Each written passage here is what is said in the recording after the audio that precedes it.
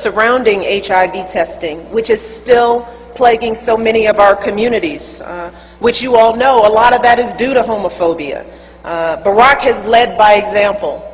When we took our trip to Africa and visited his home country in Kenya, we took a public HIV test for the very point of showing folks in Kenya that there is nothing to be embarrassed about in getting tested. And we did it as a couple.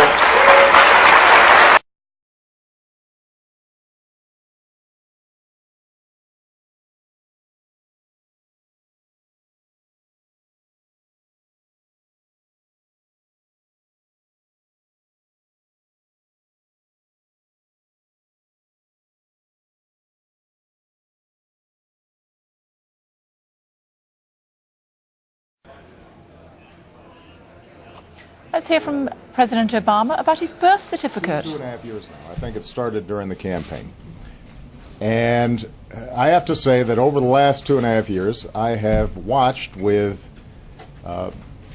bemusement. I've been puzzled at the degree to which this thing just kept on going.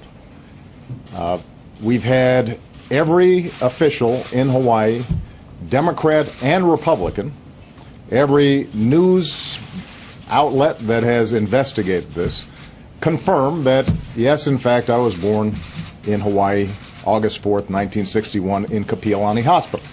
We've posted the certification that is given by the state of Hawaii on the internet for everybody to see. People have provided affidavits that they, in fact, have seen this birth certificate, and yet this thing just keeps on going. Now, normally, I would not comment on something like this because obviously there's a lot of stuff swirling in the press at any given day, and I've got other things to do. But 2 weeks ago, when the Republican House had put forward a budget that will have huge consequences potentially to the country, and when I gave a speech about my budget and how I felt that we needed to invest in education and infrastructure and making sure that we had a strong safety net for our seniors, even as we were closing the deficit, during that entire week, the dominant news story wasn't about these huge monumental choices that we're going to have to make as a nation. It was about my birth certificate. And that was true on most of the news outlets that were represented here. And so I just want to make a larger point here. We've got some enormous challenges out there. There are a lot of folks out there who are still looking for work. Everybody is still suffering under high gas prices. We're going to have to make a series of very difficult decisions about how we invest in our future, but also get a hold of our deficit and our debt. How do we do that in a balanced way? And this is going to generate huge and serious debates, important debates. And there are going to be some fierce disagreements, and that's good. That's how democracy is supposed to work. And I'm confident that the American people and America's political leaders can come together in a bipartisan way and solve these problems. We always have. But we're not going to be able to do it if we are distracted.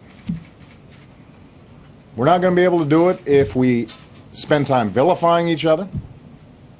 We're not going to be able to do it if we just make stuff up and pretend that facts are not facts. We're not going to be able to solve our problems if we get distracted by sideshows and carnival barkers. We live in a serious time right now, and we have the potential to deal with the issues that we confront in a way that will make our kids and our grandkids and our great-grandkids proud. And I have every confidence that America in the 21st century is going to be able to come out on top just like we always have. But we're going to have to get serious to do it. Now, I know that there's going to be a segment of people for which no matter what we put out, this issue will not be put to rest. But I'm speaking to the vast majority of the American people, as well as to the press. We do not have time for this kind of silliness. We got better stuff to do. I've got better stuff to do. We got big problems to solve, and I'm confident we can solve them, but we're going to have to focus on them, not on this. Thanks very much, everybody. Mr. President, should Republican leaders Okay, well.